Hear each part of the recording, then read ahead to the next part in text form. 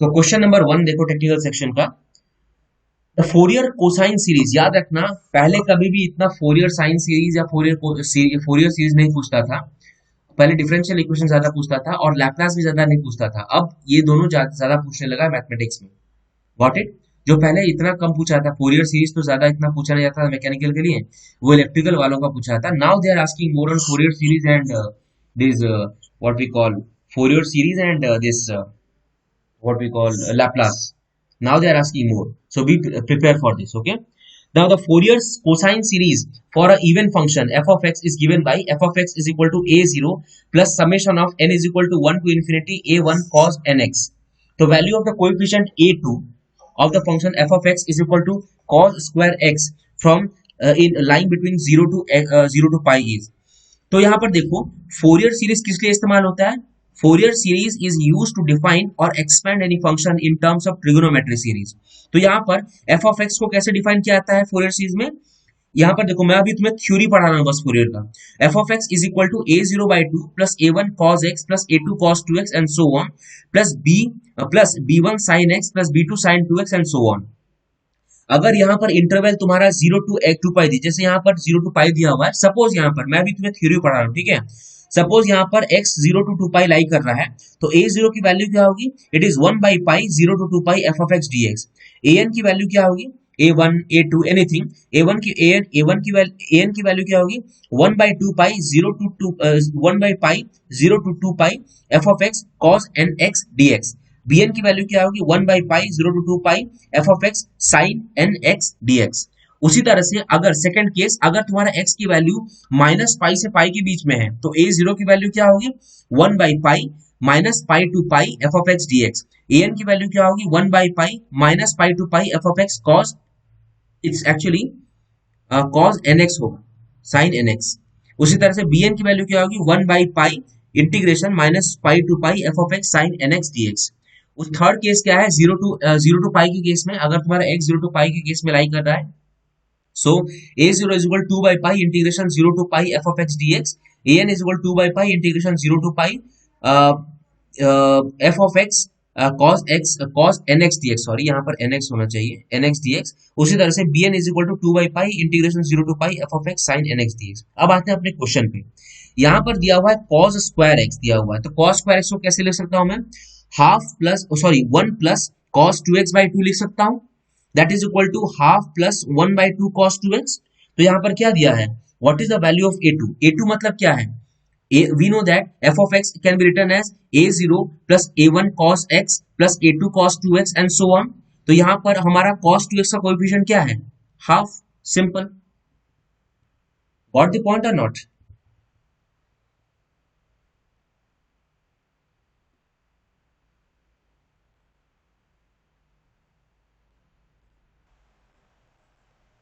Let us see. Let us see question number 2. Let us see question number 2 of GATE 2018 set 2. So that we have to find the divergence of this field u vector is equal to e of e to the power of x cos y I cap plus I or sin y j cap. Okay. So it's a very simple question. We need to find the divergence. So divergence is equal to del u by del x. Rather, it's not del u by del x. It is del by del x of I cap plus del by del y of j cap, and in dot product of e to the power of x cos y I cap plus e to the power of x sin y j cap. So from here, if you differentiate, we'll get e to the power of x cos y cap plus cos y into e to the power of x. So answer will be 2 e to the power of x cos y. Option C is the answer. Now let us see question number 3. The consider the function u which depends on the position and the time. The partial differential equation, that is del u by del t is equal to del square u by del t square is nothing but a heat equation. We are it's very similar, right? Del square t by del x square, or either we can say Laplace of t plus qg by k is equal to rho cp by k del t by del t. It's nothing but the unsteady form of heat equation, and one-dimensional heat equation, or Laplace involves the three-dimensional heat equation. So this is a heat transfer heat equation. Now let us see question number 4. If y is the solution of a differential equation, y cube dy by dx plus x cube is equal to 0, y of 0 is equal to 1, and the value of what is the value of y of minus 1. So it can be done by variable separable method. So y cube dy plus x cube dx is equal to 0. We will integrate and we will get y power 4 by 4 plus x power 4 by 4 is equal to c. They have so now we have to find the value of this constant c. So y of 0 is equal to 1. From here we'll get the value of c as 1 by 4, and final equation is y square plus okay, what they have asked is we have to find the value of y to the power of minus 1. So we'll put x is equal to minus 1, and we will get finally the value of y to be 0. The answer is 0. Now question number 5. The minimum axial compressive load P required for initiate buckling of pin-pinned slender column. So whenever it comes pin-pinned, and L effective is equal to L. Therefore, it is pi square EI by L square. Now question number 6. They have given a frictionless gear train as shown in the figure. The leftmost teeth, that means this one has 12 teeth, and given a torque 100 Newton meter. Output torque from 60 teeth, the output torque that we get from the 60 teeth on the right in the Newton meter will be. So you see, so first we will calculate the, we know that the speed ratios, that is N1 by N4. Let us assume that yes, N1 here is the driving shaft and the N4 is the driven shaft. So N1 by N4 is, as I told you earlier, that minus represent here, minus actually representing an external meshing. Okay, so here you find it's N2 by Z2 by Z1, because here N1 is a driving teeth and N4 is a driven teeth. So is equal to the product of driven teeth by driving teeth, product of the driven teeth by product of driving teeth. So minus, I mean intentionally using here between 1 and 2, it shows that it's externally meshed. The minus of Z2 by Z1 into minus of Z4 by Z3, because here Z3 is acting as a driving member and Z4 is acting as a driven member. So here here also they are externally meshed, so we will intentionally use minus sign. So finally we will get N1 by N4 is equal to Z2 by Z1 into Z4 by Z3. If you solve it, you will get a relation between N1 and N4, that is N1 is equal to 20 N4. Now since they have not mentioned anything regarding the friction and all, so there is no loss of friction. So P input is equal to P output, and what is P input? It is nothing but torque 1 into N1, that is equal to torque 2 into torque 4 into that, because T4, right? This is the output shaft, so T4 into N4. So this is the same thing that we will do. The torque input shaft into N input is equal to torque output is equal to N output. So 100, what they have mentioned, it is the torque that they have mentioned. So torque into N represents power is equal to T output into the corresponding power, corresponding speed with respect to N input. So it gets cancelled away, and finally we get torque output is equal to 2000. So 2000 is the solution for this. Question number 7. In a single degree of freedom, under damped spring mass damper as shown, the additional damper is added. Remember, the additional damper is added in parallel such that the system still remains under damped. So which of the following statement is always true? So that means right now, what is first of all, they are asking about transmissibility and time period, right? So if you observe, transmissibility is equal to 1 plus 2 zeta r square by square root of 1 minus r square plus 2 zeta r whole square, where zeta is nothing but zeta is C by Cc, that is damping coefficient divided by the critical damping coefficient. R is equal to frequency ratio, excitation frequency by natural frequency. So when we add additional damper, so we are actually increasing this one. We are increasing this one. So if we are adding additional damper, we are increasing how much? We are increasing zeta. If we are increasing zeta, so what they have asked about transmissibility. So let's see here. Zeta is here, the numerator is increasing and also the denominator is increasing. So right now we are not in a position to say whether transmissibility will increase or decrease. Now let's talk about the time period of the free oscillation. So what will the free oscillation in the damp case? It is omega d is equal to square root of 1 minus zeta square omega n. So since we are increasing, so since we are adding the adding this term, that is zeta value is increasing, so we can say this particular thing is getting diminished. That means this square root is getting increased. So sorry, this omega square is getting increased. So if omega square is getting increased, that means this is getting this entire term is getting increased. If this entire term is getting increased and omega n is constant for a system, so we can say omega d can decrease. So if omega d will decrease, what about the time period? So time period is nothing but 2 pi by omega d. So time period will increase. Therefore, so time period for the free oscillation, will increase. Okay, remember, time period will increase, the omega d, that is a damped frequency, will decrease. Now let's see question number 8. The pre-tensioning of the bolted joint is used. So it is used to increase the stiffness of the bolted joint. Okay. Now question number 9. Uh, Peak wavelength of a radiation emitted by the black body at a temperature 2000 Kelvin is 1.45 micrometer. 1.45 micrometer. If peak wavelength of a emitted radiation changes to 2.90 micrometer, then the temperature of the black body is. We know that by Wien's displacement law for the black body, lambda T is equal to constant. So lambda here they have mentioned 1.4 micrometer and 2000 Kelvin. So again that has to be, and the next lambda 2 that they have given is 2.9 micrometer, and this is T2 that they have asked. So here, from here we can calculate T2 is equal to 100 Kelvin, 1000 Kelvin. So answer is 1000 Kelvin. Now question number 10, it's very simple. As I told you, for this type, whenever they ask question related to entropy, you don't need to evaluate the formula, just remember these. ds is equal to dh minus vdp, or tds is equal to du plus pdv. From there you can define the you can derive the expression for the ds. So ds is equal to cp dt by t minus vdp by t. So ds, if we integrate it, you will get something like this. Ln, if you integrate, rather, if I integrate, I will get s2 minus s1. It is if you integrate, I will get s2 minus s1, or delta S is equal to Cp ln P2 by T1 minus R ln P2 by P1. Now question number 11. So let's select the option Cp T2 by Cp T2 minus T1 minus R, this option A. Let's see question number 11. Select the correct statement for 50% reaction stage of the steam turbine. So select the correct statement for 50% reaction stage in the steam turbine. For 50% reaction stage of the steam turbine. Okay, for reaction, remember this, for 50% reaction stage of the steam turbine, this alpha is equal to beta. Now what this alpha actually mean? This alpha is nothing but your angle between the relative velocity. This is relative velocity, and with respect to the jet, relative velocity with respect to the bucket speed,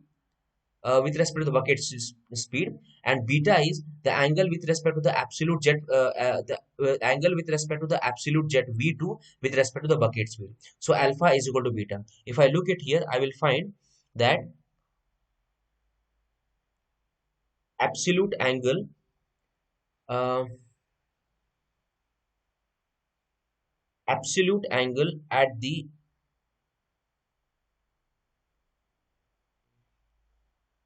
absolute, this one, option D, absolute exit flow angle is equal to inlet angle of the rotor plate. Option D is the correct answer. Now question number 12. Denoting L as liquid, M as solid. Denoting L as liquid, M as solid. For phase diagram, the subscript representing different phase of eutectoid reaction. So in the diagram, I think in 2009 or 2010 gate question, I have already given you what is the diagram. I have completely explained you this diagram. Again, I am repeating this. Suppose, so this is nothing but the triple T diagram for the iron carbide diagram, rather. So what are the carbon percentage? You will get the carbon percentage as 0.002, 0.8, 2.21, 4.3, 6.67. So this is till 2.21 you will get, or 2.1, sorry, 2.1 you will get percentage. Until and unless the carbon percentage 2.1, it is called steel. Beyond the 2.1% carbon, you will get cast iron. Okay, and beyond 6.7, it is called cementite. It's otherwise known as cementite. So at the liquid, so here you will find, you just remember alpha, beta, gamma, and delta. So alpha is the iron. Alpha iron is BCC in structure. Then comes gamma iron, which is FCC in structure. Sorry, I'm sorry. Alpha iron is FCC structure. Then gamma iron is, that is austenite, is BCC structure, and delta iron again is FCC structure. Okay, so so let's talk about the important points. You will find eutectoid points. These 3 points you will find. 1, Wait, I have already marked it.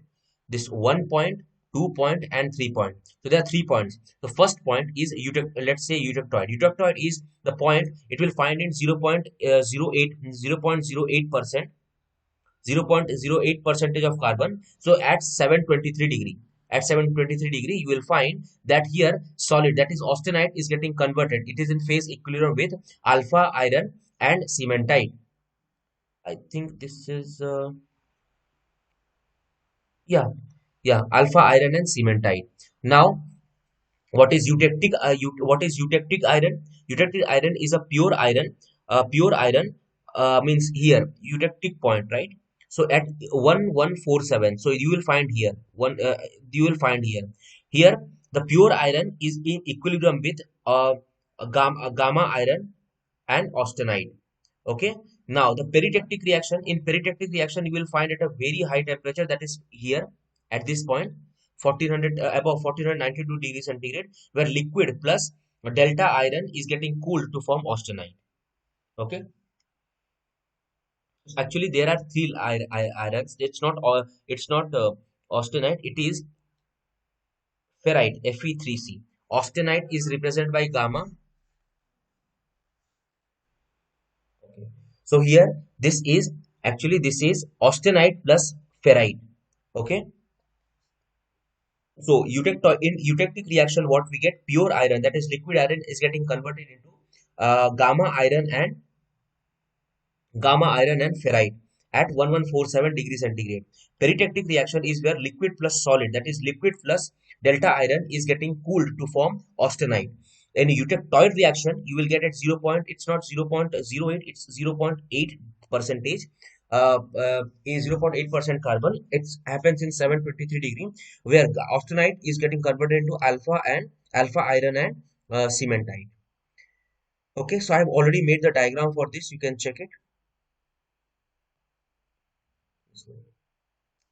Okay, let's see. So here what we can say, in eutectoid, its solid is getting converted into two different solids. So option A is the correct answer.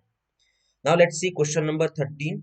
During solidification of a pure metal, the grains of a casting near the mold wall. See, when we are considering casting, the first portion that is getting cooled is the surface that is near to wall is getting cooled, and it is cooling. Since the cooling rate is very high, so therefore the outer surface will become very hard. And when any metal become very hard, the grain structure is fine.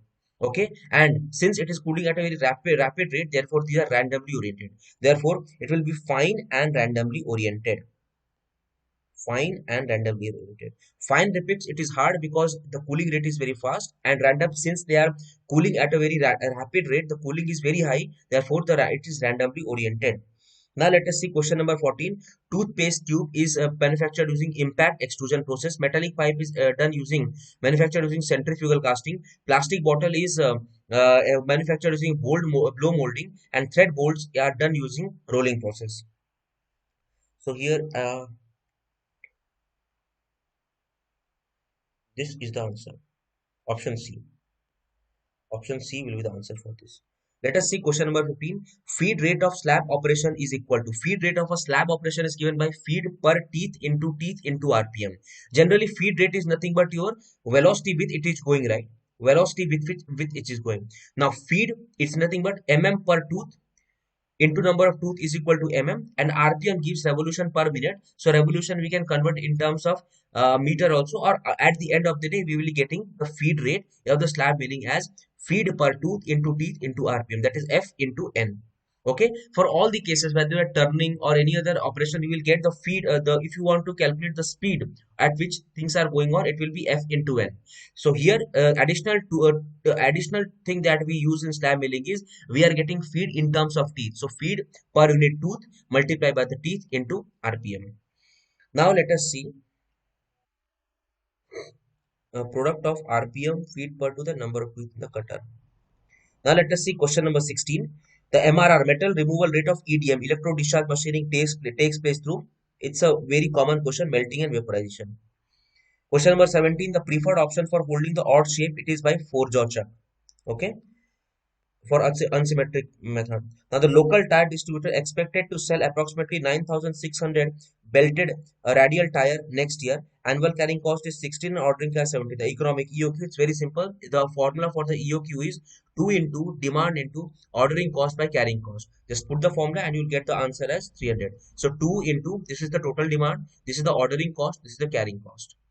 Now let's see question number 19. So answer here is 300. Answer is 300. Now let's see question number 19. A is this is the matrix that given. What is the determinant of A inverse? Okay. So there are two ways of solving it. First, either we can say first we find the inverse of A matrix and then you find the its corresponding determinants. And the second thing is it's a property of a determinant that suppose A is a matrix whose determinant is A matrix. Its inverse, the determinant of its inverse will be inverse to that determinant. So answer will be, so suppose, so here A matrix determinant is 4. So A inverse determinant will be 1 by 4. So answer is here 1 by 4. Let's see question number 20. A hollow circular shaft of inner radius 10 mm and outer radius 20 mm on length 1 meter is to be used as a torsional spring. So the shear modulus of a material of the shaft is 150 GPa. The torsional stiffness is equal to. So what is torsional stiffness? It is similar to that of spring stiffness. It is similar to that of axial stiffness. So torsional stiffness means the amount of torque required to generate one unit deflection, radial deflection. That is T by theta. So I can get it from using this formula. T by J is equal to G phi by L.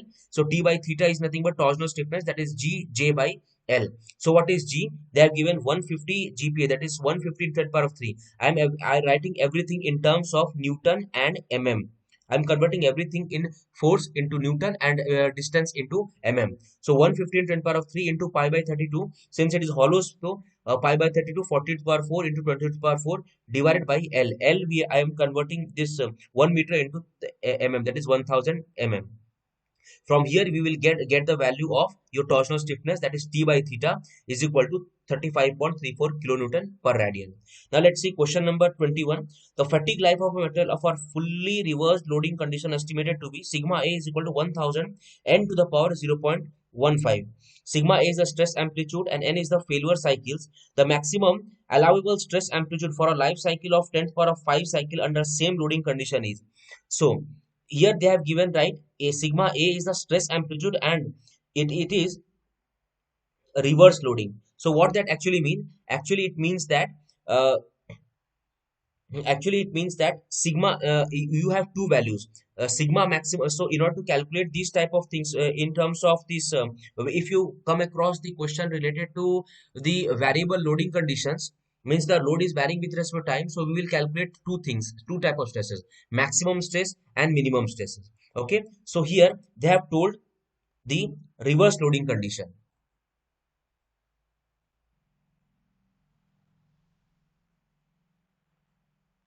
So they are asking about reverse loading condition. What do you mean by reverse loading condition? Reverse loading condition means there is something called sigma and there is something called minus sigma. Okay, so we will get two types of load. Positive side tensile load, also we are getting the negative, same magnitude of in negative side. So in the reverse loading load we will get two types. So the mean stress will be 0. The alternate stress will be the sigma itself, because sigma max minus of sigma minimum by 2. That will at the end I will get sigma only.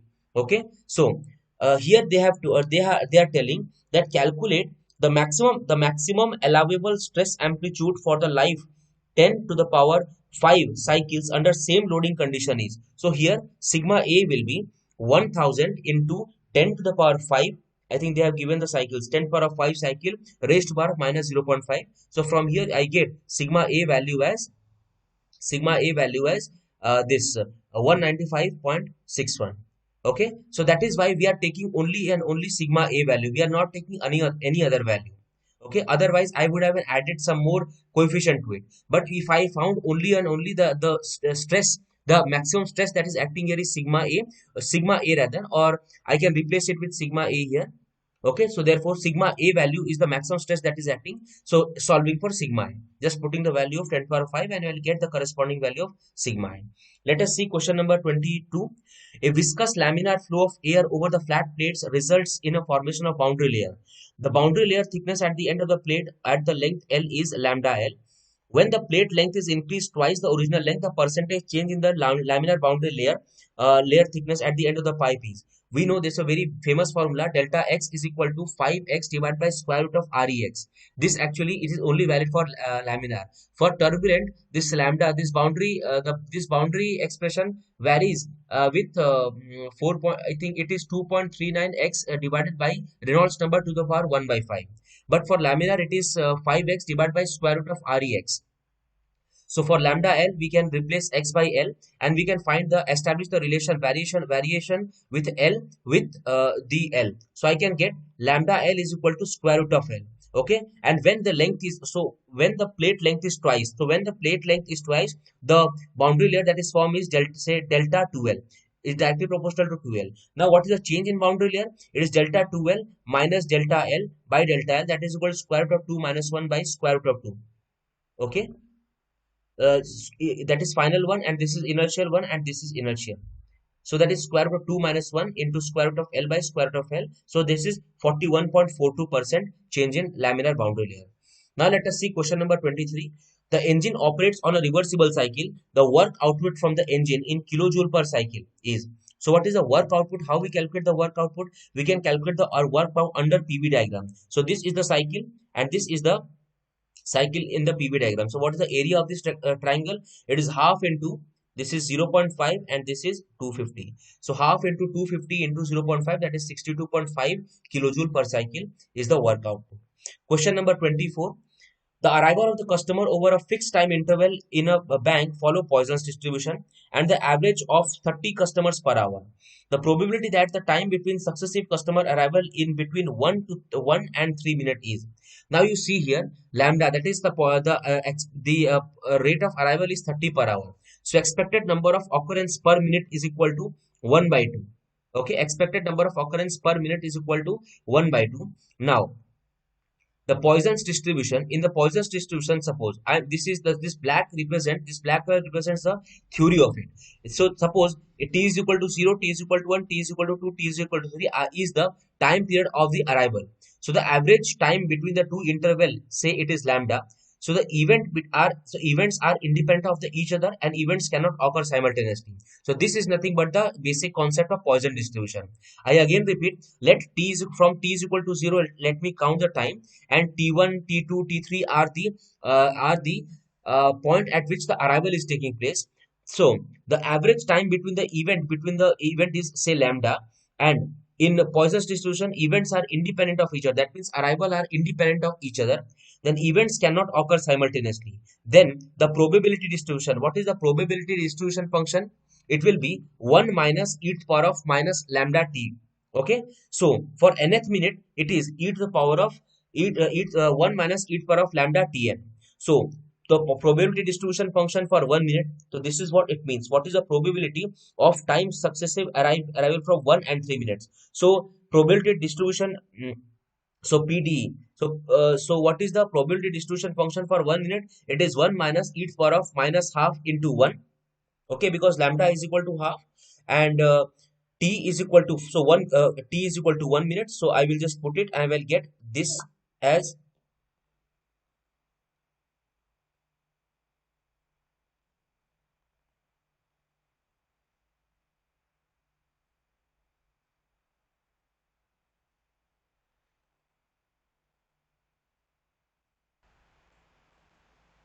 so the PDE for first minute, that is probability distribution for PDF, or rather probability distribution function for the first minute will be 1 minus e to the power lambda. Lambda is given as half, and t1 is the first minute. So t1 it will be 1.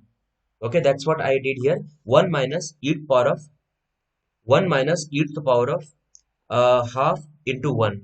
So PDE for third minute will be 1 minus e to the power of minus 3 by 2. So what will be the probability? So what is the probability between the time? What is the probability that the time between successive customer arrival between 1 minute to and 3 minutes, it will be 1 minus e to the power of minus 3 by 2 minus 1 minus e to the power of minus half. That is equal to minus 0.7768 minus 393. That is equal to 0.383 is the answer. Let's see question number 25. You see here, the ball is dropped from rest from a height of 1 meter in a frictionless tube as shown in the figure. If the tube profile is approximated to be the straight lines, two straight lines, the total distance traveled by the ball is, you see, since they have mentioned here frictionless tube, that means right now the ball has a potential energy at a height 1 meter. So since it is frictionless tube and assuming no friction has been lost, no energy has been lost in the friction, so it will undergo the I would say after colliding at the surface, it will again reach 1 meter. It will again reach 1 meter height. Okay, now they have asked the total distance traveled by the ball. You see here, that means it will reach the same height, because if it reaches the same height, the total potential energy, that means whatever the potential energy it has right now, it will attain the same potential energy. No, nothing less, nothing more, because there is no friction in the tube. Okay, so now we have to calculate this particular distance. Now we have to calculate this particular distance. So in order to calculate this particular distance, what we need to do, we know that this is 1, and we know that this is 45 degree. This is 45 degree, they have already mentioned. That means if it is a 45 degree, this base is also 1.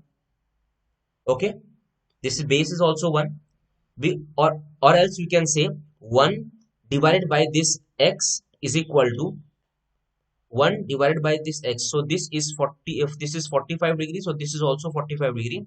So 1 divided by this hypotenuse, or x, say, um, is equal to cos 45 degree, or we can say x is equal to 1 divided by 1 by root 2, or root 2. So this length is equal to root 2. So what is this length is equal to root 2? So this length comes to be root 2. And they have asked the total distance traveled by the ball. This is root 2 plus 1, that is equal to 2.414. Answer will be 2.414 is the answer. Let's see question. Now we will move on to the 2 marks question section. So, question number 26. Let z be the complex variable, and for a counterclockwise integration around the unit circle C centered at the origin. So, what will be this integration? And what will the value of A? What will the value of this integration, and what will the value of A?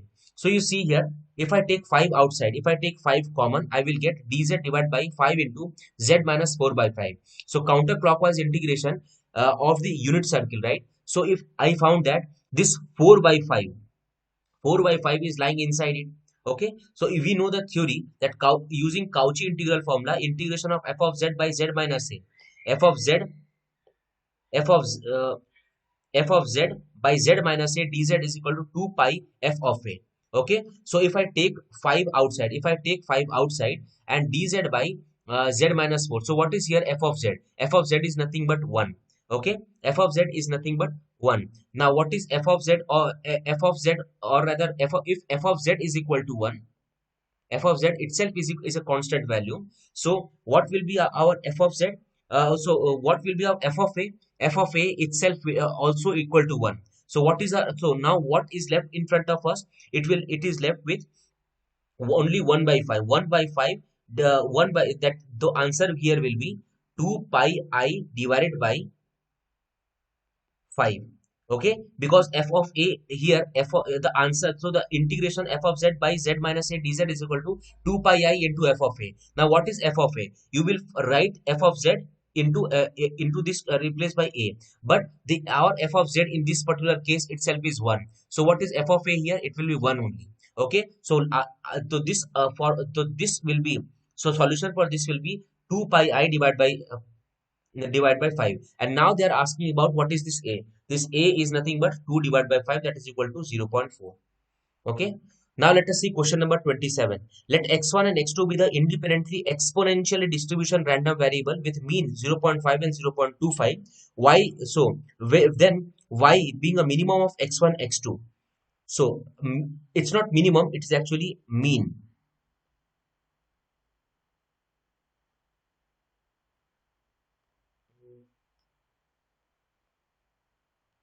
Two random, the means of, wait,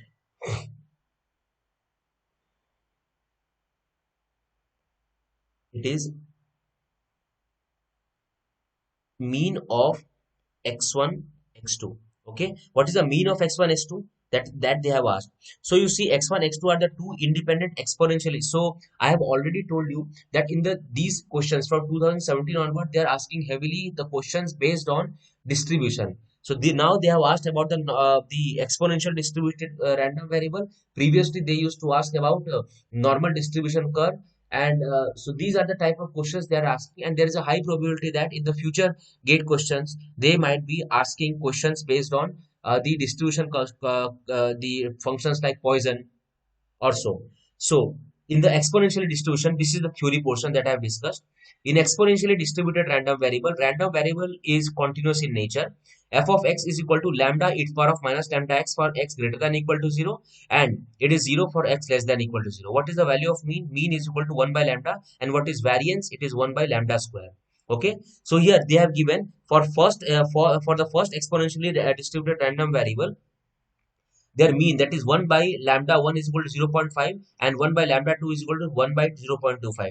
So from here I get lambda 1 is equal to 2, lambda 2 is equal to 4. Now what is the new mean? New mean can be written as this one, 1 divided by lambda 1 plus lambda 2, that is equal to 1 divided by 2 plus 4, that is equal to 6. So it will, the answer is the new curve, or the new function that we got is an exponential distribution curve with the mean is equal to 1 by 6. So this is a solution. So this is how we will find the new mean for an exponentially distributed curve. Now previously we used to find the mean for the normal distribution curve and also for also the corresponding standard deviation. Okay, now here we found the new mean for exponentially distributed new mean, that is equal to 1 by 6.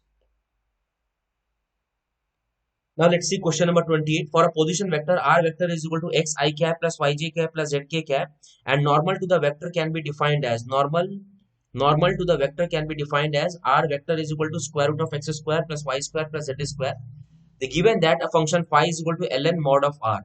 The gradient of phi, the gradient of del of phi, gradient del of phi is, okay. So see, its gradient del phi is equal to, so r vector they have given, and we will find the modulus of, what is modulus of r? That is square root of x square y square plus z square. Phi is equal to, they have given phi is equal to ln r. So how I can write ln r? It is half ln square x square plus y square plus z square. Now del of phi is how much?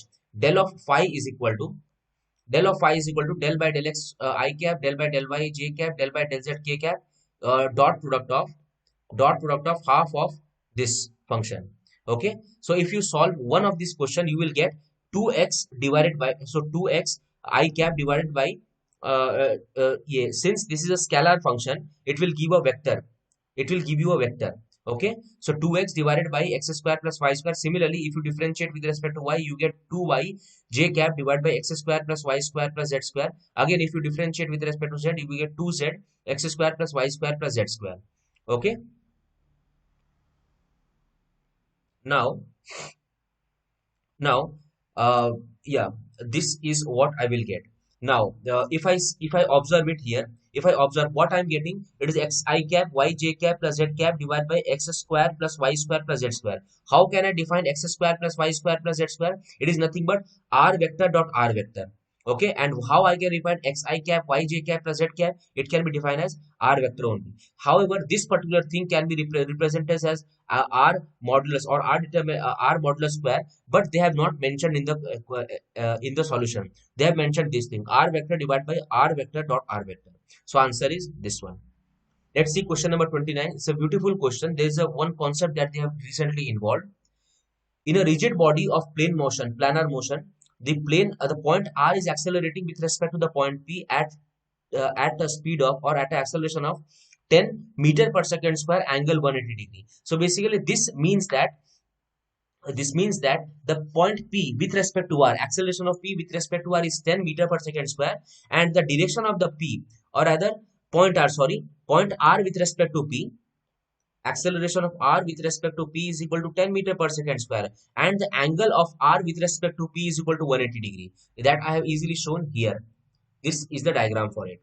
Okay, now they have asked, if the instantaneous acceleration of the q is equal to 0, the instantaneous acceleration of q is equal to 0, the acceleration of r is.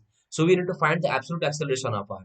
So they have told the acceleration of q is equal to 0. What that mean actually? It means that q is fixed. That means pqr is acting like a single link. Okay, and this is the direction of r, acceleration of direction of r with respect to p. Okay, now so here an acceleration of r with respect to what type of component it can exist here. So there is a centripetal there is a centripetal acceleration that can exist, that can exist. Okay, and what is the value of it? How can we calculate? So here 10 meter per second square is the acceleration. What type of acceleration it is? Since this is a link, right? This is a link. This is a link. So the only acceleration that can exist in a link is, because omega is almost constant for every for a link, right? So there will be no tangential acceleration. There is only centripetal acceleration that can exist. So this 10 can be equated with omega square into pr, because pr is a part of the link, or this is the acceleration given with respect to pr only. So omega square, that is omega of the PR, how much? That is omega of PR is nothing but the omega of the entire link, because this entire link rotate in a same angle, angular velocity. So omega is equal to 1 by root 2 radians per second. Okay, now they have told here. So this, from now here we calculate the omega. We have able to successfully calculate the value of omega. Now we have to calculate the acceleration at the point R. What is the acceleration at the point R? You see all the bodies rotating about the point Q, right? So if all the body is rotating about q, I can say acceleration of r is nothing but acceleration of rq, because acceleration of q itself is 0. So what is the acceleration of rq is nothing but omega square into qr. So the qr value has been mentioned 16, that is equal to omega square is 1 by root 2 whole square, that is half into 16, that is 8 meter per second square. Okay, now the answer is 8, but unfortunately they have given two options, 8 angle 233 and 8 angle 207. Then what is the angle of rq? So that is what is the angle with respect to the angle of r with respect to q. If you observe it, you see here right now the acceleration, the r acceleration direction is in this direction. Okay, so r with respect to q would be, I will be calculating from here to here. Got it? That is equal to 36 plus 36.87 plus this 180 degree. So therefore 36.87 plus 180 degree will be approximately 217. So their answer will be 8 meter per second square, and it's an angle of 217 meter per second square. Okay. So I hope it is clear to you. This was very beautiful question, and they have used a terminology which we as a BTech student never use it. This is the terminology that they have used. That is 10 meter 10 meter per second at an angle 180. We have to understand, we have to decode what is the meaning of this angle 180 degree. It means that acceleration, the angle of r, accelerational angle of r with respect to p. Now we have to find acceleration of r. That is, here the acceleration of r direction was this side with respect to q. It would be this particular angle. Therefore, it is 36 degree. We calculate using these dimensions. It is a right angle triangle. We calculate this angle, and we know that this angle is this opposite angles, and we just add it 180 degree in order to get this direction of this with respect to this q vector. Okay, so answer is 217, and the acceleration value is 8 meter per second square. Let us see question number 30. It's again simple question. The rigid rod of length 1 meter is resting at an angle 45 degree. The end P is dragged with the velocity u is equal to 5 meter per second to the right. At the instant, the magnitude of the velocity v of the point Q move along the wall without losing the contact. First, we calculate the eye center of it. Once we calculate the eye center, I hope you all know what is the how to calculate eye center. Here you see it is actually sliding. So what is the locus of the eye center for a sliding body? It is either this side or this side, but the locus is this way. We cannot define any center of the eye center for a sliding link. Here is the same case. Here it is also sliding, so you will find the locus of the eye center will be here. The point they are meeting is at this particular point. Okay, once we got the eye center, this is our eye center. This is the point of intersection of eye center. That means this particular link seems to be rotating about this particular eye at this particular instant. As we know, a link always execute a angular velocity, and the angular velocity value remains same for the entire link. Okay, so the link PQ is rotating. So link that means VQ the velocity of the q divided by this distance from the I center iq is equal to velocity of p divided by the ip. So from here, what I need to find? I need to find the velocity of the q. Just equate it, and I will get the corresponding value of velocity of the q. So they have already given, right? I think they have already given the value or dimensions, length of 1 meter. So if it is length of 1 meter, it will be again 1 by root 2, because it is 1 cos theta and 1 sin theta, 1 by root 2 and 1 by root 2. So from here we can get the corresponding value of VQ as, again, it's 5 meter per second, because it is symmetric body. Question number 31. The bar of circular cross section is clamped at the ends P and Q as shown in the figure. The torsional moment T is equal to 150 Newton meter is applied at a distance of 100 mm from the end P. So the torsional reaction at TP in the Newton meter at the ends P and Q is. You see here it is similar case. That is, suppose there is a force that is acting here, and it is at a distance say 100, and it is at a distance say 200. Okay, suppose this entire length is L, and this is L by 3, and this is 2L by 3. Okay, so what is the reaction? Suppose this is P, and this is reaction A, and this is reaction B. How we find? This reaction will be the proportion of the P with respect to the opposite direction length, that is 2P by 3. Here the reaction will be 2P by 3. Here the reaction will be P by 3. Okay, the same thing will be done here. The torsion, the reactionary torsion that is acting at P will be 2T by 3, and here it will be T by 3. Okay, and we will calculate, we will put the value of T, that is 150 Newton meter, and we'll get that TP is equal to 100 Newton meter, and TQ is equal to 50 Newton meter. Now question number 32. Okay, it's a beautiful question. It may look like a CAM question, but actually it is actually a question based on equation of motion. So let's see. The CAM follower, in the CAM follower, the follower rises by h as the cam rotates by delta radians at a constant angular velocity. Okay, that means constant angular velocity means acceleration is 0. The follower is uniformly accelerated. So this is uniformly acceleration question. So follower is uniformly accelerated during the first half of the rise period, and it is uniformly deaccelerating in the later half of the rise period. Assuming the magnitude of acceleration and deacceleration is same, the maximum velocity of the follower is. Okay, so you see here, let us say this is the cam, and somewhere here you have the follower. So when the cam is rotating at an angle delta, so in the first half of delta by 2 it is accelerating, in the later half of delta by 2 it is deaccelerating. So what is the time for ascent? I can say time for ascent will be T by 2, because it is happening in a constant or angular velocity. Okay, so what is the time period for ascent is equal to delta, that is delta is the angular change divided by omega is the total time that it took. Then for the acceleration, time for ascent will be delta divided by 2 into omega. Okay, now we know that b is equal to u plus at. Since it started from 0, that is it just started from 0 velocity, so we can find velocity at the midpoint, or rather at t by 2. What is the v max that is it has achieved at this particular point? Only it has achieved the maximum velocity, because after that it is deaccelerating. So v max will be lambda by 2 omega into alpha. Okay, now so this is equation 1 that I can write. Now I will find h by 2 is equal to half at square. Why? Because it is only since let us say this is the height h, it is attaining, so it rises by height h, right? So if it rises by height h, so in the half period of time it is attaining h by 2. Okay, so h by 2 is equal to half a t by 2 whole square, that is equal h is equal to half a t by 2 square. We have already calculated the value of so we know that a, so from here I got the value of acceleration is equal to 4h by t square. Now what is the value of t square? T square is equal to 4h omega square by 4h by omega square by delta square. Now what they have actually asked, the maximum velocity of the follower, right? So we have already given you got the expression for maximum velocity, that is equal to a into delta by 2 omega. So here velocity will be 4h omega square by delta square. So 4h omega square by delta square, we will put the value of a here. That is 4h omega square by delta square into delta by 2 omega. So for here we get the value of v is equal to 2h omega into delta. I hope it is clear. So this may be looking like a CAM problem, but it was not. It can be solved with a simple equation of motion. Okay.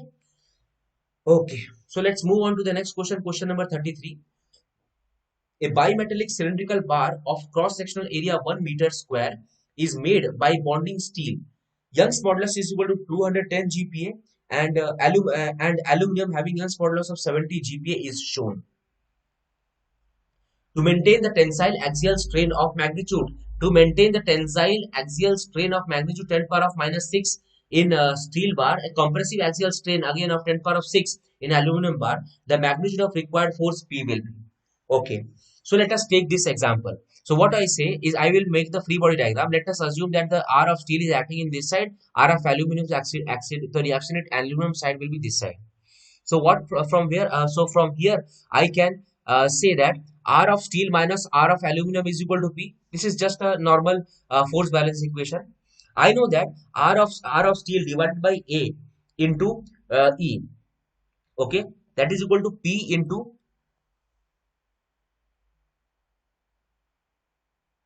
Okay, they have asking what they have given, right? This is nothing but your strain. So how can I write strain? Deflection is equal to PL by AE. I know that deflection is equal to PL by AE. If I write L here, I can get P by AE is nothing but my strain. So this is nothing but P divided by A into E is nothing but my strain. That is in tensile stress, tensile nature. From here I get the value. From here I get the value of. Mm, I think area has they given. Yes, area is 1 meter square. From here, R of steel I got 210 into 10 power of 3. Okay. Now, now again in the aluminum case you find it is 2 10 power of minus 6 in compressive manner. It is in opposite direction. Okay. So R of aluminum divided by A into 70 10 power of 9 into minus 10 power of minus 6. So from here I get the value of R of aluminum is equal to minus 70 10 power of minus 3. That means here our assumption was wrong. Here the reaction force will be again acting in this direction in actual. Okay, that means here it will be acting in this direction. Here the reaction force will be acting in this direction. So from if I here I need to find the value of magnitude P. So I just put it here. R of steel minus of R of aluminum is equal to P. So P will be 210 into 10 power 3 minus of minus 17 10 power 3. That is equal to P is equal to 280 kilonewton is the load. Let's see question number 34. Air flows at the rate of 1.5 meter cube per second through the horizontal pipe and gradually reducing cross section as shown in the figure. The two cross section of the pipe have a diameter of 400 mm and 200 mm. Take the air density as 1.2 kg per meter cube and assume inviscid incompressible flow. The change in the pressure P2 minus P1 is. This is a very simple question. First, we will find the corresponding velocity that is acting at the section 1 and section 2. They have already mentioned that it is a steady state equation. It's a steady state equation and it is going from the flow rate is 1.5 meters square. They have mentioned the area also. Sorry, they have mentioned the diameter. So from diameter, we will calculate the corresponding area, and if we divide that area by the volume flow rate, which is steady, we'll get the corresponding volume at each section, and then we will apply the Bernoulli's equation. And what we will get some expression that is they have not mentioned P1, they have not mentioned P2. So P1 by rho g plus V1 square by 2g is equal to P2 by rho g plus V2 square by 2g. If you get what we need to find P1 P2 minus P1, right? So P1 minus P2 by rho g is equal to V2 square minus V1 square by 2g. So from here at the end we will get the corresponding value of P2 minus P1, that is minus 1.28 is the answer. Let us see question number 35. It's again the same question that we used to generally solve. It's a linear programming method question. So here they have given a maximizing function. This is the objective function. These are the constraint. We will put it and we need to find the maximum value. So these are the I think these are the total feasible points in the region. And if you put it individually, you will get the maximum value of it. If you put suppose 5 and 5, x minus 5. So 5 and 5 uh, it will be 0. 10 minus 0. So it will be 10 minus 0 is equal to 10, that is maximum. 0 minus 10, that is minus 10, which is not feasible. So the only one solution is 10. So you can get only one solution. The answer is only one solution is feasible. Okay. So whenever you get these type of question and they are asking what type of solution, it is better to solve this type of question. Or else in mathematics, mathematically speaking, you can find the corresponding rank also. Okay. I don't think no, that is not feasible because this is optimization problem. So here you have to do in this way only. Let's see question number 36. The ordinary differential equation d square y by dx square plus dy by dx minus 6. So it's a very simple question. First, we find the characteristic equation. This is the characteristic equation. Let d dy by dx is equal to m. D square y by dx square is equal to m square. At the end, we will get m value of m is equal to 2n minus 3. This is the general equation. Okay, so this is the general equation. Y is equal to c1 e to the power of m1x plus c2 e to the power of m2x. So we will just put the initial conditions. Y of 0 is equal to 0, we will get one equation of c1 c2. If y dash of 1 is equal to 1, we will get another equation of c1 c2. Just solve c1 c2 and we will get c1 and c2 value, and just putting here we will get the corresponding general solution. Once we get the general solution, then y of 1 they are asking. So put x is equal to 1 and you will get the corresponding value of y is equal to y at x is equal to 1 is equal to 1467. Let us see question number 37. A thin walled cylinder can with rigid end caps has a mean radius of r is equal to 100 mm and wall thickness t is equal to 5 mm. The can is pressurized and additional tensile stress of 50 megapascal is imposed along its axial direction. Remember, axial direction. Assume that the state of the stress in the wall is uniform along its length. If the magnitude of the axial and circumferential component of the stress in the can, so they have mentioned, right, if the magnitude of axial and circumferential stress components of the of the can are equal, the pressure inside the can is. It's very simple. So what is the hoop stress or circumferential stress? It is acting across the radius, so PD by 2T. What is the longitudinal stress? I'm sorry. It is not C, it is L. What is longitudinal stress? Sigma L is equal to PD by 40, and they have added additional tensile stress of 50 megapascal is also acting. So I will tensile stress of positive plus 50 megapascal. Okay, and so we know that. So they have already told that the magnitude of axial circumferential component of the stress is equal. The magnitude of axial and circumferential component of the stress are equal. So I can say, right. So basically what they told is sigma h is equal to sigma longitudinal. Okay, that means PD by 2T is equal to PD by 40 plus 50. PD by 2T is equal to PD by 4T plus 50. So from here I can calculate the value of PD by 4T is equal to 50 and just put I think everything has been given. R they have given, mean radius is given 100. So diameter is equal to 0.2 meter. 4 is the constant, T is the thickness that they have given, I think 5 mm. So convert it in meter, and from here you can get the corresponding value of pressure. So pressure is equal to 5 megapascal. Now let us see question number 38. If a bar is subjected to a combination of steady load of 60 kilonewton and the load is fluctuating between -10 and 90 kilonewton, the corrected endurance strength of the bar is 150 megapascal and yield strength of the material is 480 and ultimate strength of the material is 600 megapascal. The bar has a cross section area of A and factor of safety is 2. So what is the value of area? The side of the square is A. So area will be, of course, A square. So factor of safety is 2. The value of the A according to the modified Goodman's criteria is. So what we can do here is, we will first, so they have two things they have mentioned: steady load of 60 kilonewton and there is a fluctuating load of 10 and 90. So steady load is acting steadily across both these two sections, and there is a fluctuating load that is 90 and 60. So both, if you calculate this side, you will get 50, and here you will get this. So what is the maximum load that you are getting? Maximum load that is equal to 150 kilonewton by A. What is minimum load that you are getting? That is 50 kilonewton by A. Okay, we cannot define that particular direction or the sides.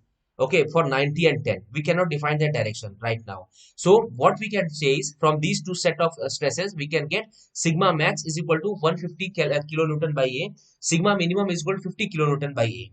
Okay, now we know that. Remember this. Okay. So modified Goodman criteria. So according to modified Goodman criteria. So according to modified.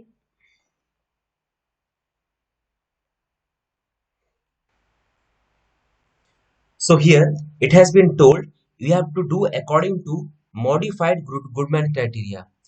So generally Goodman criteria generally used to take sigma mean by sigma ultimate. Okay.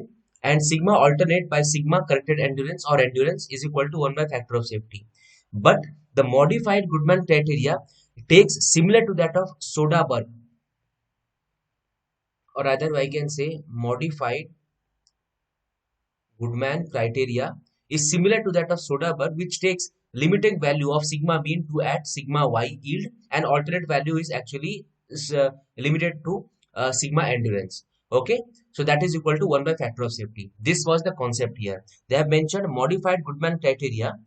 So modified Goodman criteria restricts the rather restricts the material till yield point itself. Okay, restrict the material within yield point and endurance, corrected endurance limit, or corrected endurance stress.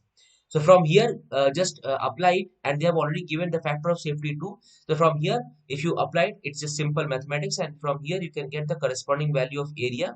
Once you get the corresponding value of area, they have, I think, told the side, right? We have to find the side of a square. So we know that square of an area is nothing but side square. So from this, square root of 1000 is equal to 31.62 mm. Question number 39. It's a very beautiful question. A force of 100 Newton is applied to the center of circular disc of mass 10 kg and radius 1 meter, resting on the floor as shown in the figure. If the disc roll without slipping on the floor, the linear acceleration of the center of the disc will be. Now you see, when the disc is flowing, so first of all, they have not mentioned anything regarding the friction. But if you see, so if you see here, if the disc is rolling, definitely if suppose it is rolling in this direction, automatically a friction will come in this direction. Okay, this is a free body diagram. Say this is free body diagram of disc, because it is the friction acts opposite to the direction of motion. So from here I calculate 100 minus friction is equal to 10a.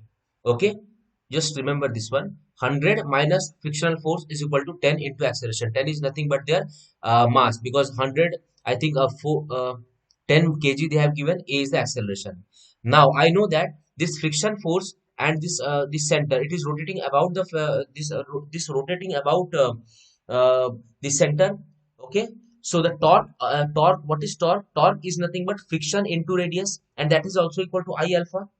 Okay, so from here I get the value friction into radius. So what is, so we get torque is nothing but I into alpha, and that is all, that is equal to friction into radius. So friction into radius, I think they have given 1 meter is equal to I. What is value of I for a circular disc? Is a half mr square, half into m into r square into alpha. So from here you get the value of f.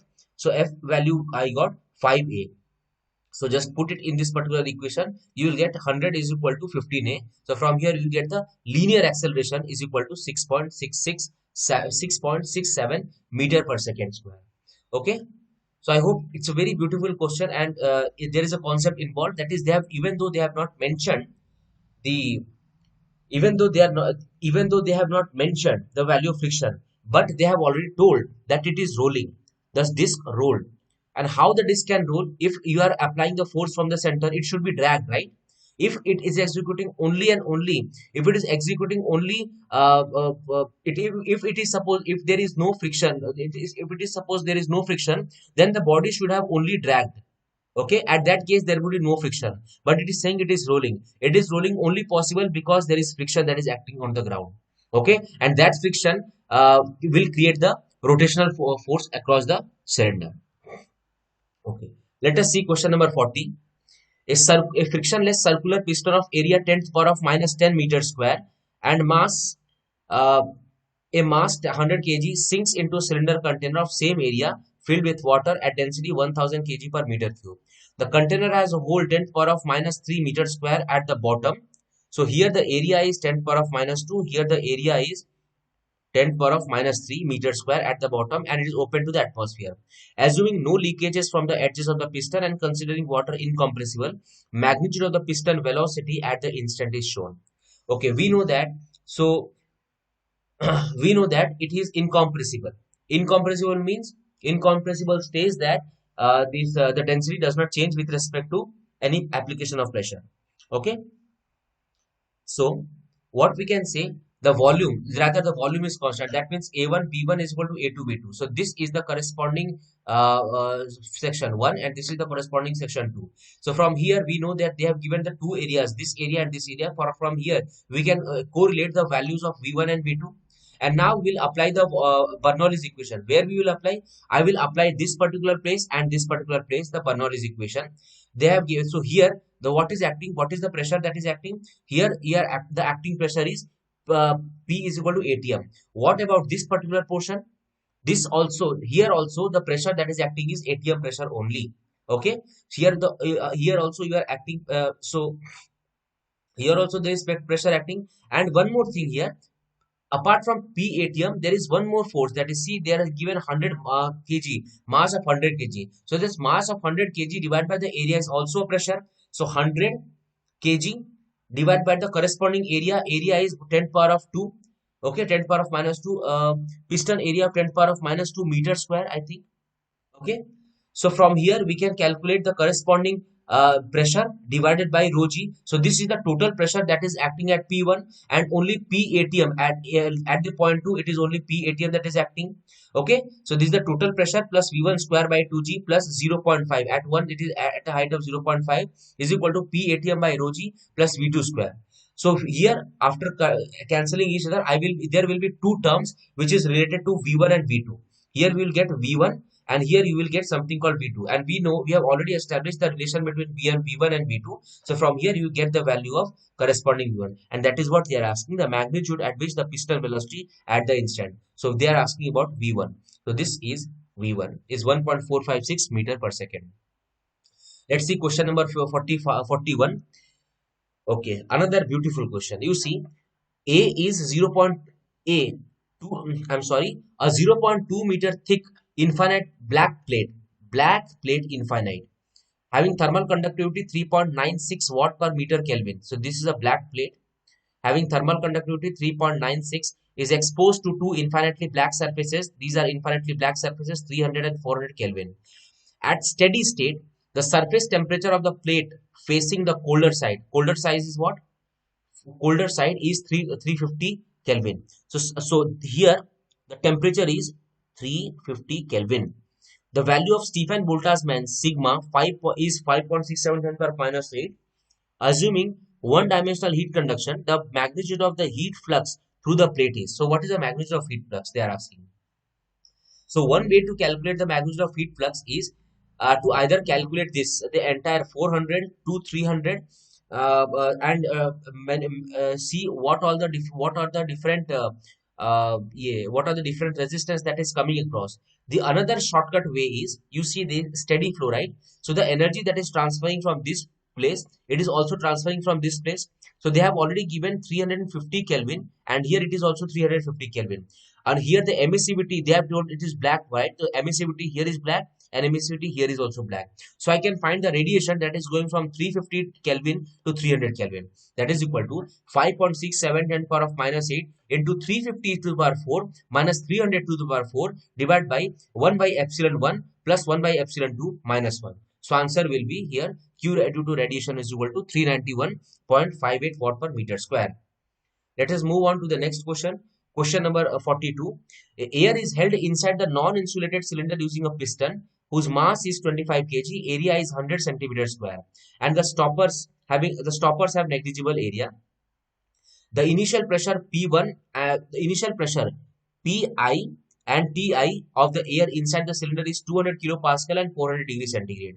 So the ambient pressure P infinity and T infinity are 100 kilopascal and 27 degree centigrade respectively. The temperature of the air inside the cylinder at which the piston will begin to move. So right now the piston is here. This is the position of the piston. So what is the pressure at which the piston will begin to move? Now you see this is 100 kilopascal, and there is some piston mass due to which it is executing some sort of pressure anyway. Now when the piston will try to move, the piston will try to move when it will try to reach this particular pressure, that is 200 kilopascal. Okay, so let us see what is the external pressure that is acting.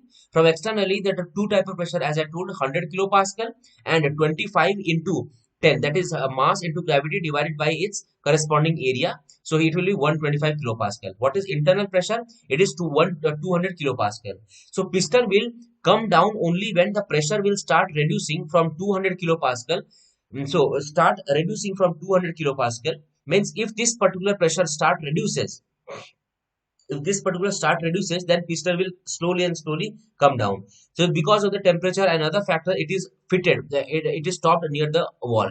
But if I reduce this pressure to 200 kilopascal, if I'm slowly and slowly reducing, or I'm extracting the air from the piston, then the pressure is ultimately getting reduced and the piston will start come.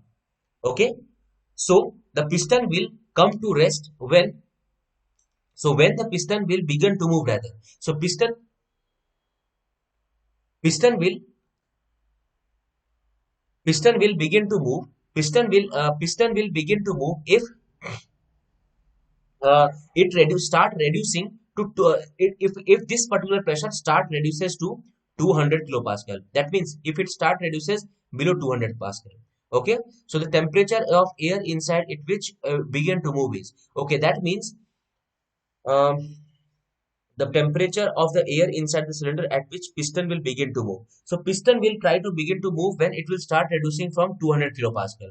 That means 200 kilopascal is the threshold pressure that I can take.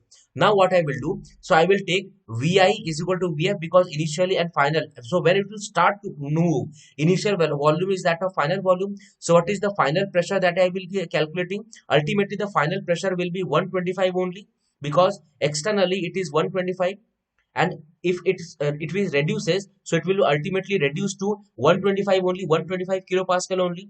So this 200 is the initial pressure, and final is that 125 kilopascal is the pressure. So Pi by Tf is equal to, see, if the volume is constant, so we will use P, pressure is directly proportional to temperature. So Pf by Tf is equal to Pi by Ti. If I solve it, I will get the corresponding value of final temperature, that is equal to 147.625 degree centigrade.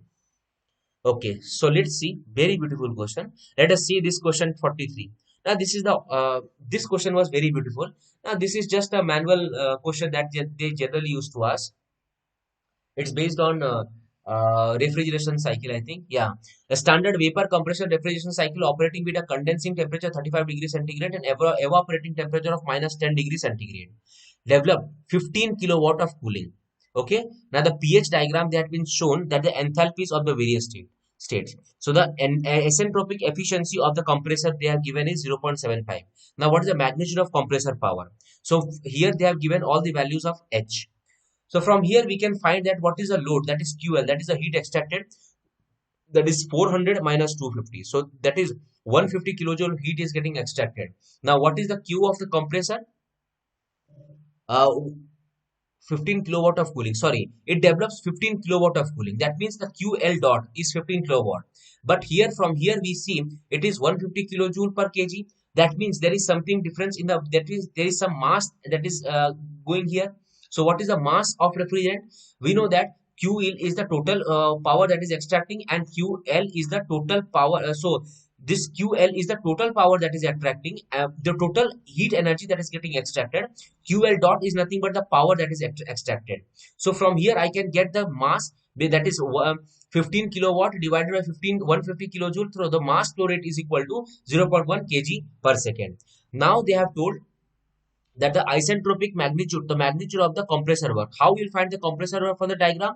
So I can get it from this way. This is enthalpy, right? This is 400 and 475 is the isentropic compressor work. That is 75 is the isentropic compressor work, and per kg compressor work will be, it is, if you see here, it is 75 kilojoule per kg. If you see, look it, observe it carefully, it is 75 kilojoule per kg. So 0.1 kg mass will be creating 7.5 kilojoule of compressor work.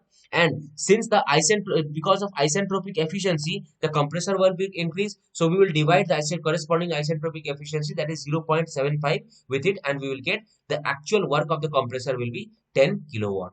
That's it. Okay.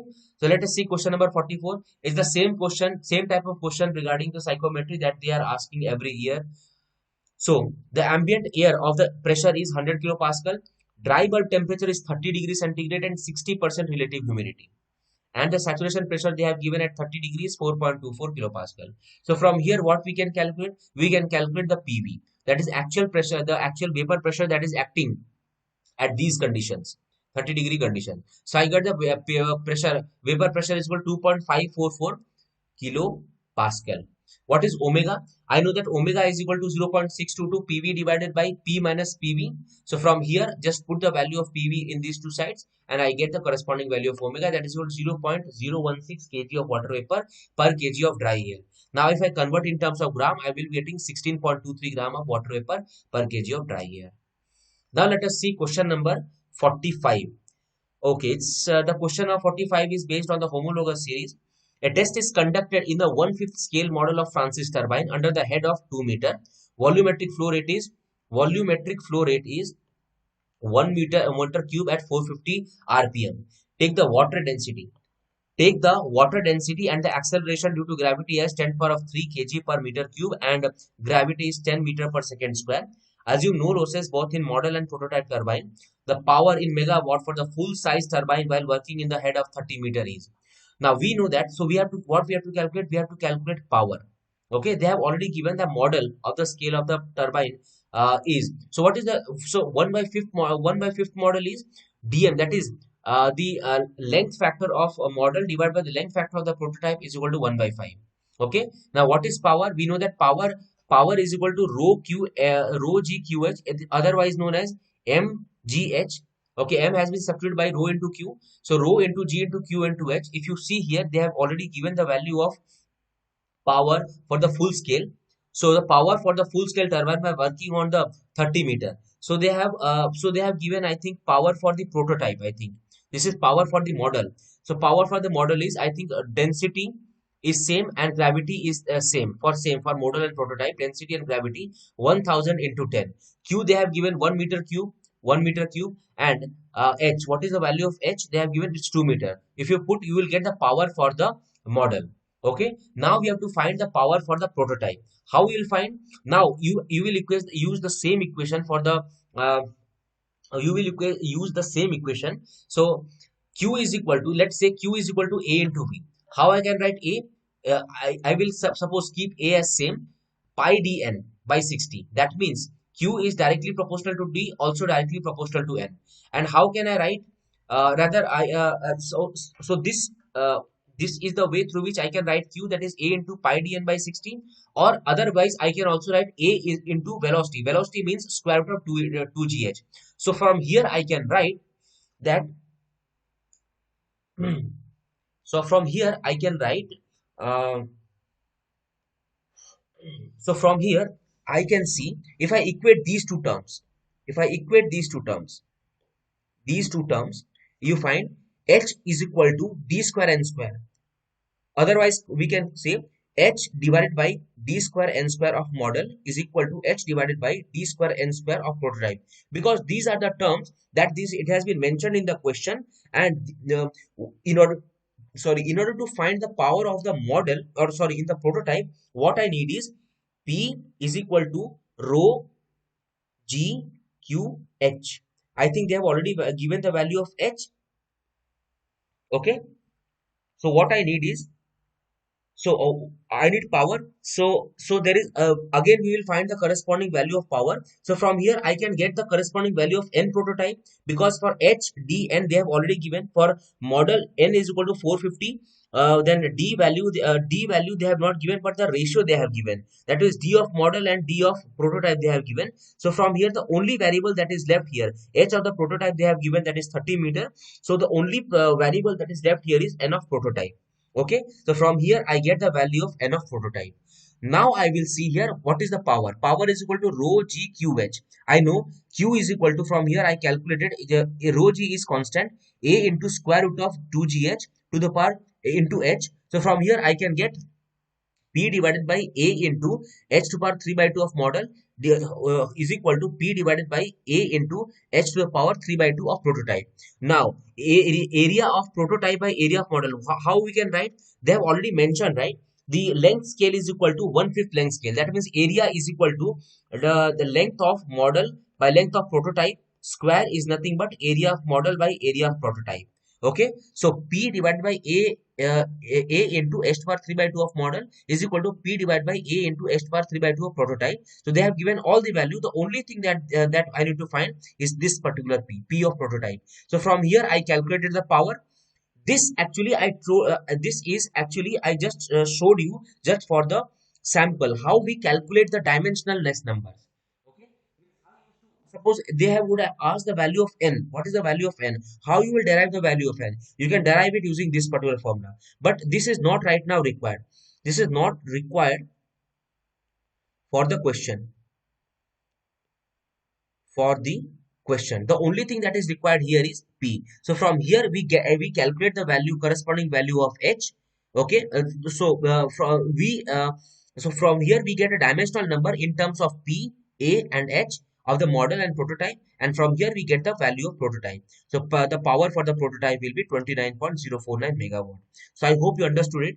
So here the important point is, whenever you come across this type of questions where they used to ask something related to the dimensionless entities, you first try to bring them in a dimensionless quantity. Here this is a dimensionless quantity, because if you bring p divided by this qh, if you bring here, I written qh in this form, the right hand side will be a dimensionless quantity. So dimensional is, if you see here, this will be same for either model or for prototype. And once you get this, so these things you will bring with respect to the question that they have asked. In the questions they have already given the value of, corresponding value of length scale given, then h they have given for both these prototype and model, and power we have already calculated, rho g qh. So based on this, so this is a best suited one. Okay, so this way we can solve the dimensionless or similarity question based on similarity. Now let us see question number 46. True stress versus true strain relationship is given by sigma is equal to 1020 epsilon to the power 0.4. The cross-sectional area at the start of the test, that is when the stress and strain value are equal to 0, is 100 mm square. The initial area is equal to 100 mm square. The cross-sectional area at the time of necking will be. So when the neck will, so the important concept here is, when the neck formation takes place, epsilon t, that is true strain, and n becomes same, that is 0.4. And what is the true strain? It is ln ln initial area by final area, or we can say ln length of final length by initial length. So these are the two different formula. Here we will be using the area, I think. Yeah. So epsilon t is equal to 0.4 ln initial area by initial area by final area. From here I will get the corresponding value of final area. Let us see question number 47. Okay, so there are 55 questions, we will solve it. So let's see question number 47. It's a very simple question. It may look very difficult, but it is very simple question. The only difficulty you will find is calculating. You see, the steel wire is drawn from the initial diameter di is equal to 10 mm and final diameter df is equal to 7.5 mm. The half cone angle alpha at the die angle is 5 degree, and the coefficient of friction mu acting between the die and the wire is 0.1. The average of the initial and final shear stress is 350 megapascal. The drawing stress they have given is sigma f is equal to sigma y average 1 plus mu cot alpha whole into 1 minus df by di into raised to power 2 mu cot alpha. You see, each and every value they have already given. Die angle is 5 degree. Okay, alpha. So just put here 5. Mu value they have given, I think coefficient friction is 0.1. Just put it mu. Sigma y is equal to 350. 350. This is average. DF they have already given 7.5. 7.5. DI they have given 10. Just put it here. Mu they have already, I think I have mentioned 0.1, and cot alpha is equal to 1 by 10 alpha, or alpha value they have already given. What is the difficulty in this question? This tip, they want to check your calculation ability using the gate calculator. Okay, if you observe this question, it is very difficult. It may look very simple when you will substituting it, but you will calculate, you have to calculate one by one. So I would suggest you to calculate this particular term first, then this particular term, and then this particular term. Slightly and slightly you will calculate, and you will get the answer. Okay, slowly and steadily you will get the corresponding answer. So your answer will be 316.23 megapascal. There is no concept involved here, there is no formula, just you need to substitute it, nothing else. Let us see question number 48. The following data corresponds to the orthogonal turning 100 mm diameter rod of length, rake angle 15, uncut chip thickness 0.5. Nominal chip thickness after cut is 1.5. Shear angle, it's very simple. Tan phi is equal to r cos alpha divided by 1 minus r sin alpha. Every year they used to ask some or the other question of machining where this type of shear calculation of shear angle is generally we used to take out. So this is the one of the simplest question of machining. So answer is 23.31. Let's see question number 49. You see, the Taylor tool life equation is given, is used to estimate the life of the batch of identical HSS tool trick. So whenever you come across the term called identical tool, what actually mean? V1 T1 to the power of n is equal to V2 T2 to the power of n is equal to so on is equal to C. Okay, no matter how much time you, how much speed you make, or how much time you take, this n value and C value remains constant. This n value and C value remains constant for a particular tool. Okay, if the tool changes, then these value also changes. Okay, they are talking about identical HSS twist drills. By drilling the holes at a constant feed rate of 20 thick, and the mild steel plates. Now, in the test one, the drill lasted 300 holes, 300 holes at 150 RPM. At test two, another drill lasted 200 holes and 300 RPM. Again, I reiterate, it is identical twist drill that we are using. So test 1, 300 holes for 150 RPM. Test 2, another drill lasted 200 holes for 300 RPM. The maximum number of holes that can be made by another drill from the another batch of 200 RPM is. Okay. So now we have to find that the number of holes that we can do if I rotate it, if the RPM is 200 RPM. So you see here, this is the scenario. 300 holes using 150 RPM, 200 holes using 300 RPM. Now they are asking what is the number of holes you can draw if 200 RPM. So what is the time taken for drilling one hole? So we know that so time taken for the drilling is equal to thickness. That is how much thickness you are calculating, drilling divided by feed into n. Okay. So this time for the drilling is equal to thickness divided by feed into n. This is the normal formula that we know. What is Vn? What is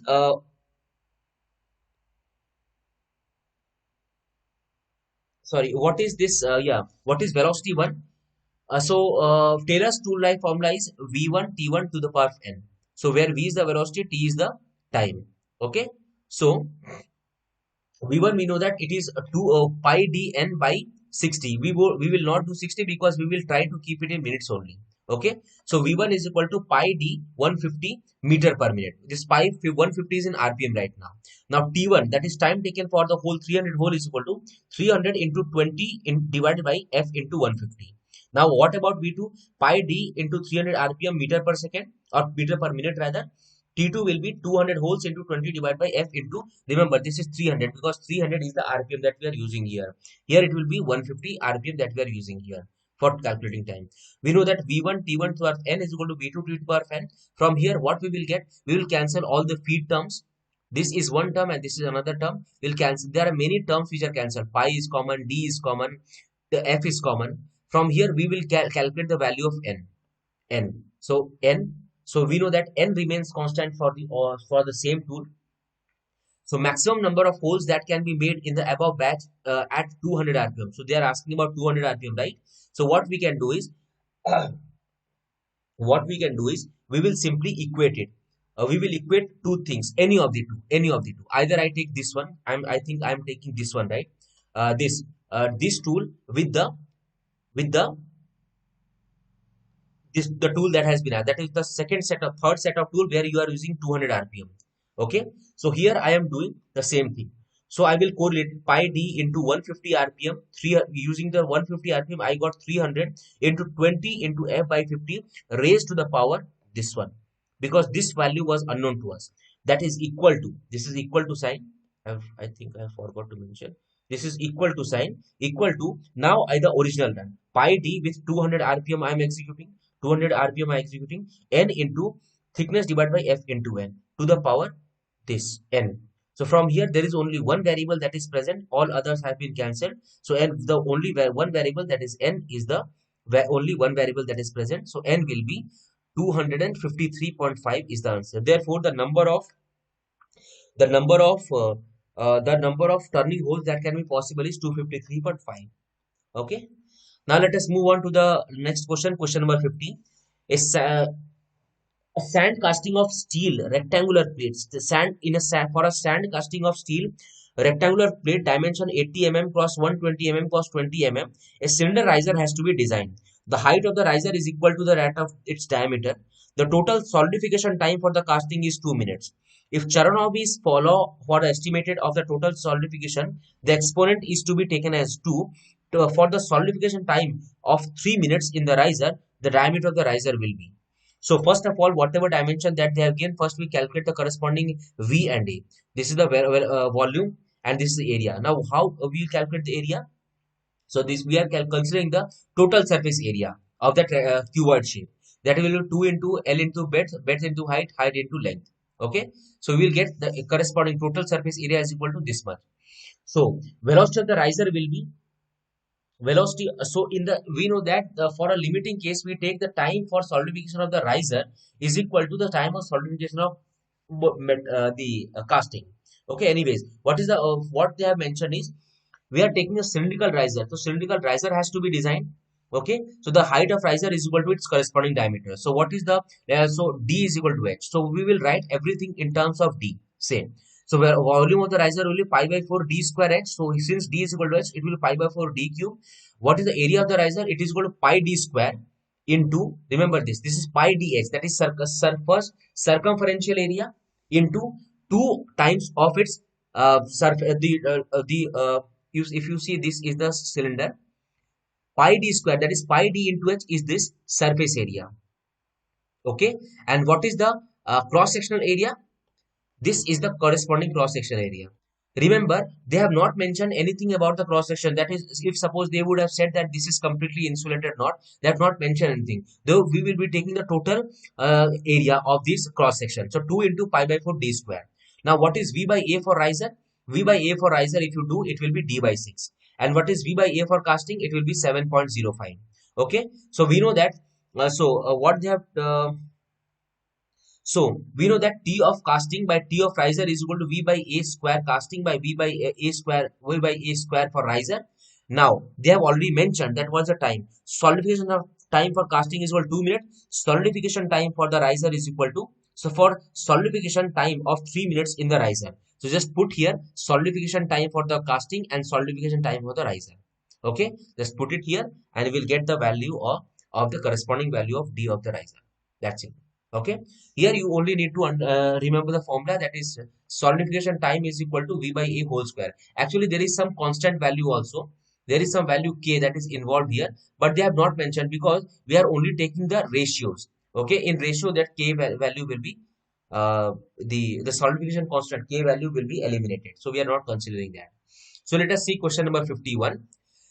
The length of arc directed graph of the project is shown below. What is the shortest length? Remember this. Remember this line. What they are asking. The shortest path length from node 1 to node 6. Okay. Remember this. They are not talking about the critical path. They are talking about the shortest path. Okay. So what is the shortest path here? So the shortest path is, if you observe all the possible scenario, we will find the path that is, we'll find the shortest path is this one. Okay. If they would have done what is the minimum possible time in which the project would be completed, it would be this 11. But they are asking about shortest path from node 1 to node 6, which is 7. Let's see question number 52. A circular hole of 25 mm diameter and depth 20 mm is to be machined by electrode discharge machining. Material removal expressed in terms of 4 into 10 power of 4 I T to power of minus 1.2. I is in current 300 ampere. Melting point of the material T is equal to 1600 degrees centigrade. So the time for the machining will be. So it's very simple. You know, right? So they have not mentioned anything regarding whether this temperature is in Kelvin or degree. So we will be directly taking the pi with space value only, because they have not mentioned anything regarding Kelvin at all. So we will taking the value in degrees only. Okay. So material removal rate, we know, we can calculate the corresponding value, the circular hole and the depth we need to do. So the corresponding value that I need to remove, that is pi by 4 d square into the corresponding height. So this is the volume that we need to remove. What is the MRR? Just put the value of I. Just put the value of I. Just put the value of I. Just put the value of I and the value of T, and we will get T is in degree centigrade, and we will get the corresponding value of MRR, that is meter cube per second. And when we divide the volume by the MRR, we will get the required time, that is equal to 7.14 minutes. So this is our required time. Question number 53. A welding operation is being performed with a voltage 30 volt and current 100 ampere. The cross-sectional area of the weld bed is 20 mm square. The workpiece and the filler for the titanium, for which specific energy of the melting is 14 joule per mm cube. Assuming the thermal energy of the welding process is 70%, what is the welding speed? You see here, if you compare the units also, you will get the answer. Specific energy is given in 40 joule per meter mm cube. That means total energy that is getting so in order to get the specific energy, or rather in order to get the unit in terms of energy, what I will be multiplying? I will be multiplying volume. How I will multiply volume? This 14 multiplied by this 20 and then the corresponding velocity. And whenever there comes the portion of efficiency, we will simply multiply it with the current and the voltage, because this is the high grade energy, right? Current is a high grade energy. So the total energy can be converted to heat energy, but it is not assure, that is not possible, that it is not surety that 100% current will be used for 100% current will be used for uh, you melting the melting. So we will use this efficiency 30 into 100 into 0.7 and equate with 40 into 20 into velocity. So from here we will get the corresponding value of velocity. So this finishes this question number 53. So let's see. Okay, hi Baba Yoga, how are you?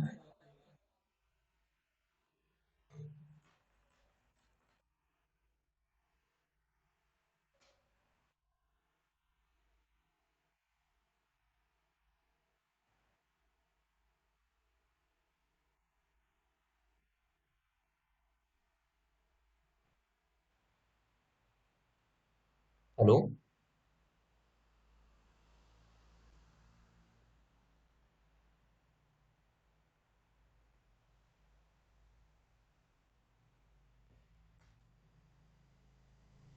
Hmm. Hi Baba, how are you?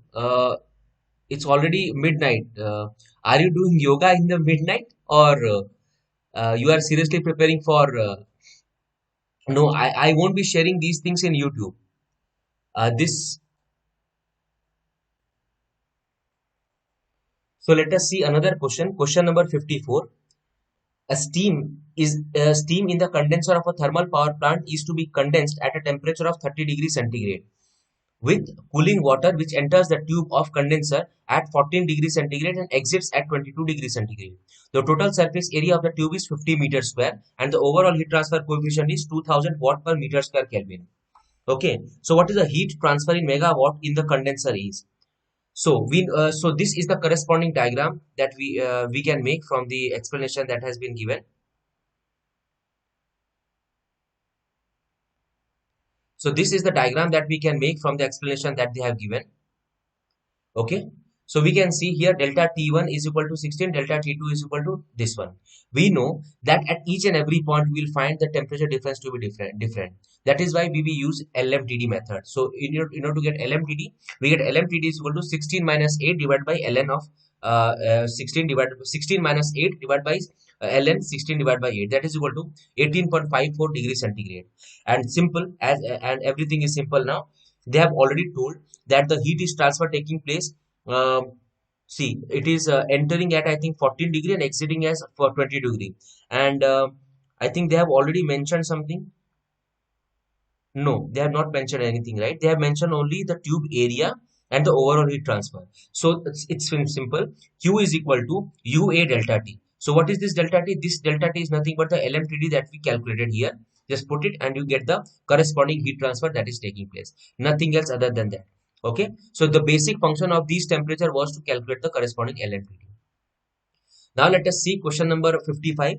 A vehicle powered by the spark ignition engine follows a standard Otto cycle.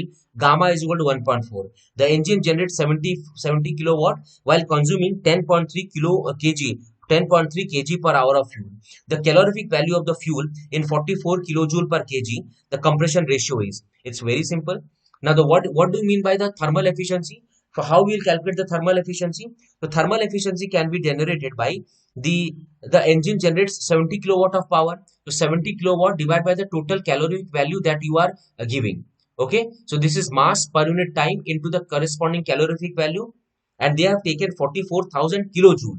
Okay, so I will convert each and everything in terms of joule, and I found that the corresponding efficiency, thermal efficiency, is equal to 55.6%. Okay, now I know now I know that thermal efficiency can be also defined as 1 divided 1 minus 1 by gamma per gamma minus 1. So from here I calculate that is 55.6% can be written as 0.556, 1 minus 1 by R power of 0.4. So from here you can get the corresponding value of compression ratio. So this finishes GATE 2018 set 2 question paper.